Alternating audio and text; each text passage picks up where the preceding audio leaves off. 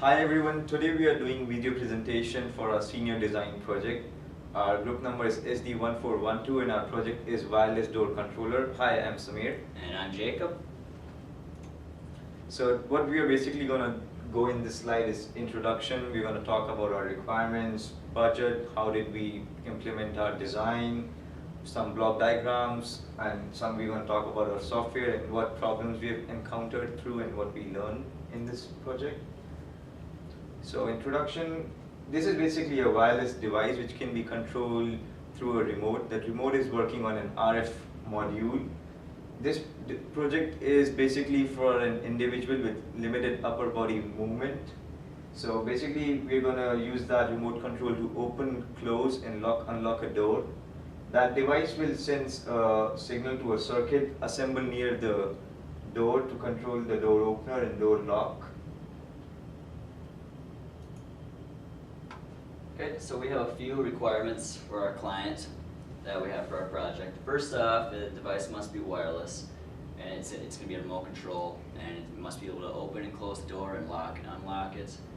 And it also must be easy to use, because the person who's going to use it is confined to a wheelchair, and he's going to be using this in his apartment, so it needs to be able to open up his apartment door for him and lock and unlock it.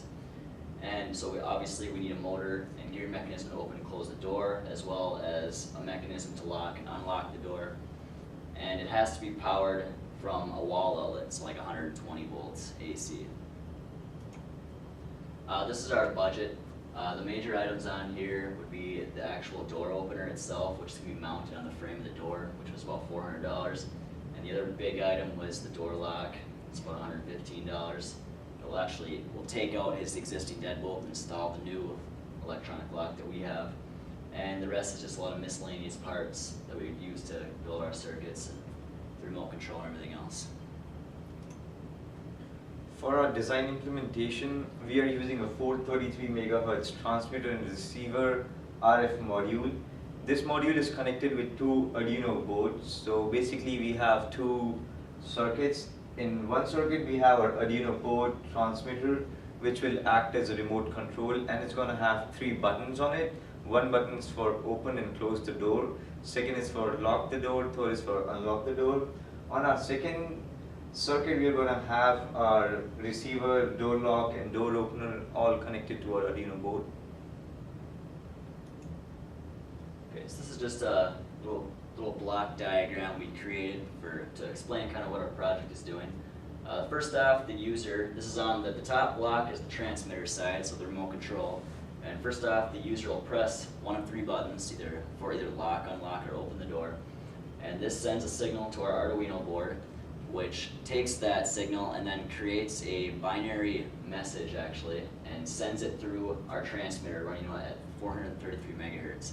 And then on the receiver end, the receiver will pick it up, and the Arduino board will decode that binary message and then carry out the corresponding command. And so our transmitter circuit now, this is the one that's inside our remote control. Like I said, it needs to be housed inside our remote control so the user can carry it around and have them on at all times.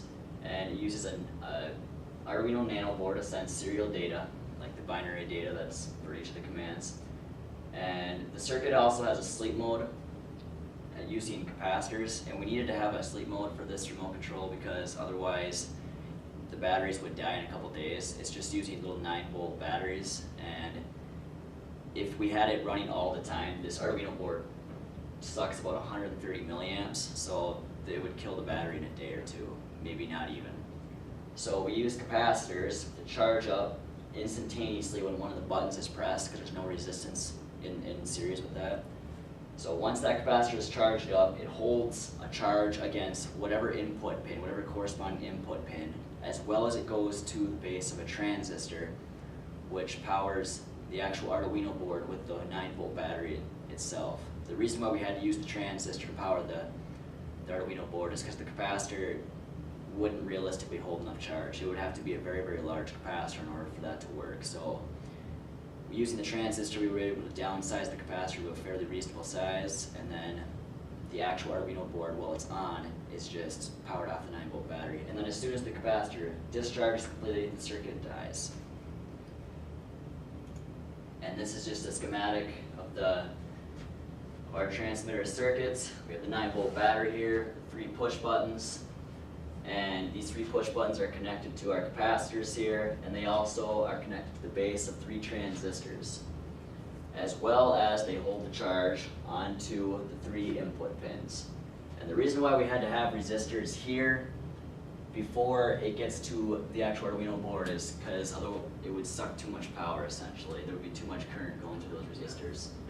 And there's also pull-down resistors over here connected to ground off of those input pins as well, so that once the circuit dies, it kind of pulls it down to 0 and keeps it at 0.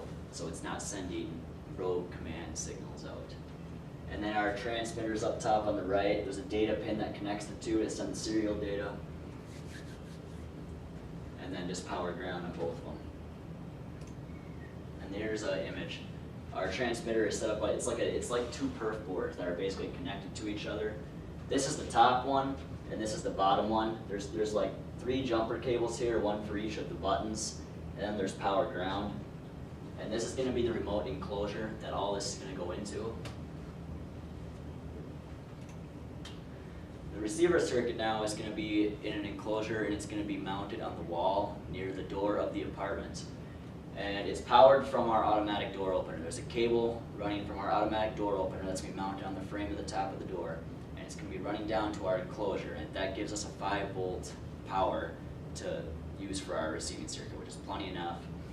And inside this receiving circuit is another Arduino board and a receiver, so that when that transmitter sends out some serial data, that receiver will pick it up, send it to the Arduino board, it'll decode it, and carry out the corresponding command, either lock, unlock, or open the door. And the receiver has a hardwired connection to the auto door through that same cable that's powering it to trigger the door. And the electronic lock is triggered using the remote that actually came with the electronic lock. It's kind of like a car starter thing, or a car unlock locker. And we basically just took that and we powered it with our receiving circuit, and then just sent a couple more hardwired connections to send a signal for lock and unlock. And here's our receiver schematic. It's a lot simpler than the transmitter schematic. We just have our Arduino board, the receiver, and there's 9-volt battery. And the reason why the output 1 is for the door, the reason why it's actually connected to high voltage is because it actually requires a low signal to be sent to the auto door to trigger that part. And the output 3 and output 2 are the lock and unlock, and those both require to be grounded. Or no, sorry, they require high voltage. This one, the open door requires ground, the lock and unlock require a high voltage. And here is an image of our receiver. Here's the actual remote that came with the lock. We have it hardwired to it, our Arduino board, the receiver. And then eventually there'll be a cable coming in to actually connect to this as well from the auto door. So now I'm going to talk about what kind of software we are basically using for our project. It's a simple software called Arduino IDE. It's an open source software environment which makes it really easy to write the code. That software is available on Windows, Mac, OS, and Unix. The environment is basically written in Java, and it's an open source environment, so you can basically import Java codes from anywhere. The Arduino development environment contains a text editor for writing a code, a message area, a text console, and a toolbar with buttons for some common functions, and a series of menus. It connects to the Arduino hardware to upload programs and communicate with them. Software written using Arduinos are called sketches. There are different libraries that you can find in that software, or you can also download few libraries from internet. These libraries are basically very useful if you want to work with hardware or manipulate some data. There is a list of libraries in the reference. The library that we are using for our project is Virtual Wire. It's basically used to communicate between 2 Arduino boards using an RF module. Now this is the flowchart for our transmitter code. What we are doing here is we are initializing the pin, then we are doing a void setup command, and then we are setting up serial.begin 9600. 9600 is basically the speed of like bits per second on which how we are like transferring the data from Arduino to transmitter and from transmitter to receiver. Then we are gonna set up a loop and we are gonna initialize a character message. We have basically 3 corresponding commands that we have initialized in it, and if that command is called, it's gonna send signal to the receiver. Now this is flowchart for our receiver code. We are going to initialize buttons again, then we're going to do a void setup, and then there's going to be again serial.begin 9600. Then we are going to call our virtual library, which is basically going to get our message from receiver to Arduino board. Once the message is on the board, it's going to go into a loop. If the message is received properly, which is like buff I equals to 1, it's going to send a digital write command and it's going to open up the door. And if it's got buff I equals to 2, it's going to send a digital write command, it's going to lock the door. And if it gets buff I equals to 3, it's going to unlock the door. So problems encountered and lessons learned during this project was, first I'm going to talk about hardware. We use a like 433 megahertz RF module. That module picks up a lot of static signals from the environment. So meaningful serial data was sent to keep the rogue signal from interfering with our signal. Then one of the major problems that we came across was how to design a sleep mode. Sleep mode design with capacitors took time to perfect. So we used transistors to power our Arduino board from the 9-volt batteries. Then we came up with like reasonable size capacitors that couldn't hold charge enough for it. If Arduino was left too long, the signal would interfere with the next command. So we needed another capacitor to drain fast enough to send the corresponding data pin low. Then I'm going to talk about what problems we faced during our software thing. It took us some time to find out what library we have to use for our RF module, but as I told you earlier, we are using virtualwire.h. It's a very useful library that you can use.